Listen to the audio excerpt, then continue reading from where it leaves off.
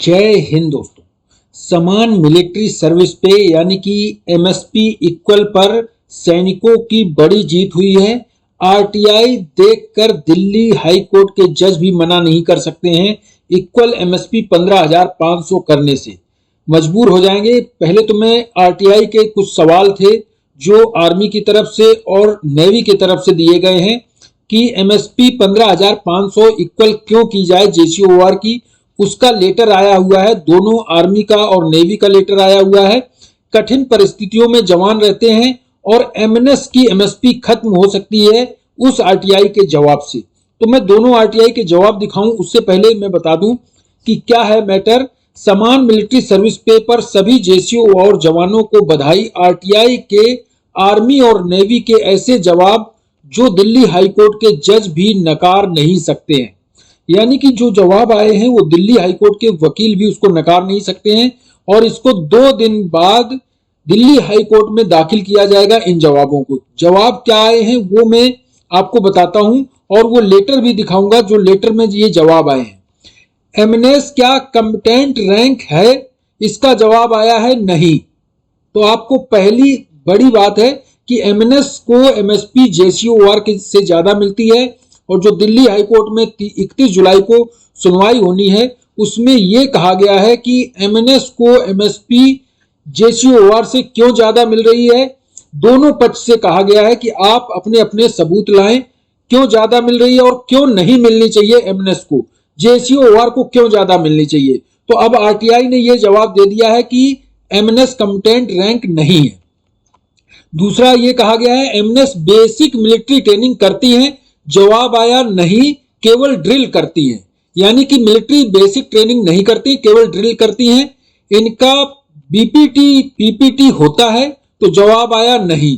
इसके बाद क्या एमएनएस आर्मी एक्ट के दायरे में है? उसका भी जवाब आया नहीं। सेक्शन 39 और 63 को छोड़कर आर्मी के किसी एक्ट के दायरे में नहीं आती है एमएनएस। इसके बाद यह भी कहा गया क्या फील्ड हॉस्पिटल में तैनाती होती है? तो जवाब आया नहीं। यानी कि फील्ड हॉस्पिटल में भी एमएनएस तैनात नहीं की जाती है। नेवी से जवाब आया है नेवी शिप पनडुब्बी आदि में तैनाती होती है। जवाब आया नहीं। तो ध्यान रखें कि जो जवाब आए हैं ये आरटीआई से आए हैं। एमएनएस को हथियार ऑथराइज है? तो जवाब आया नहीं।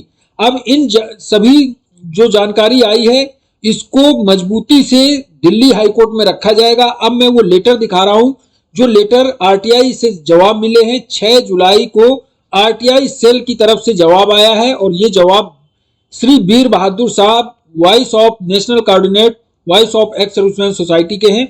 इनको जवाब आया है आरटीआई के थ्रू और ये जो जवाब आए हैं बहुत बिल्कुल सही आए हैं जिससे कि बहुत बड़ी जीत की संभावना हो रही है। आरटीआई में 20 मई को इन्होंने लेटर लिखा था और उसके उपलक्ष्य में जो जवाब दिए गए हैं, पहला जो मेन पॉइंट में इसमें बताऊंगा कि आरटीआई में इसमें कहा गया ड्यूटी कौन सी करती हैं। तो ड्यूटी के बारे में इसमें कहा गया है competent rank, non competent rank हैं ये। इसके बाद कोई भी इनकी ड्यूटी ऐसी नहीं है जो आर्मी से इनके मैच कर रही हो। मिलिट्री ट्रेनिंग भी नहीं करती हैं और ना ही किसी तरह की ये फील्ड में पोस्टिंग होती है फील्ड हॉस्पिटल में। इसके बाद ये भी कहा गया आर्मी एक्ट भी इनको लागू नहीं है, केवल 63 और 39 बी छोड़कर एमएनएस को। इसके बाद कई ऐसे सवाल आए हैं जिसमें कि इनका ये पोल खुलती है कि एमएनएस को जो एमएसपी दी जा रही है वो गलत दी जा रही है। यानी कि एमएनएस पर एमएसपी जो एमएनएस को एमएसपी दी जा रही है ये भी कट सकती है। लेकिन जेसीओ जवानों को इसमें बड़ी जीत हो सकती है। नेवी का भी रिप्लाई आया है क्या एमएनएस शिप में डिप्लॉय होती है? तो not deploy in ship, ship में डिप्लॉय नहीं होती हैं।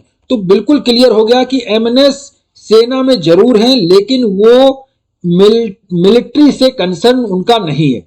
यानी कि मिलिट्री से उनके जो अधिकार हैं वो अलग अलग हैं, मिलिट्री में जो उनको ड्यूटी होती है वो अलग है। यानी कि जो एमएनएस को एमएसपी दी जा रही वो गलत है। अब जेसीओआर का पक्ष और मजबूत हो गया है क्योंकि जो एमएसपी का केस था ये चल रहा था कि जेसीओ और ओआर इनको कम क्यों दी गई है एमएसपी एमएनएस से। तो अब अगर या तो हम केस बराबरी पे आते हैं तब भी हमें केस में हार अगर मिलती है तब भी एमएनएस से ज्यादा एमएसपी हो जाएगी और अगर जीत जाते हैं तो एमएसपी हमारी 15,500 हो जाएगी, और 15,000 अगर 500 हो गई तो आपकी बेसिक में लगभग 10,000 का इजाफा हो जाएगा। बेसिक में 10,000 का इजाफा का मतलब है कि आपकी सीधा सीधा 15,000 इस समय के हिसाब से बेसिक में बढ़ोतरी, सैलरी में बढ़ोतरी होगी, और पेंशन में मान लें तो 15,000 का आधा 7,500 की बढ़ोतरी होगी। ये थी जानकारी, इस वीडियो में इतना ही। थैंक यू, जय हिंद।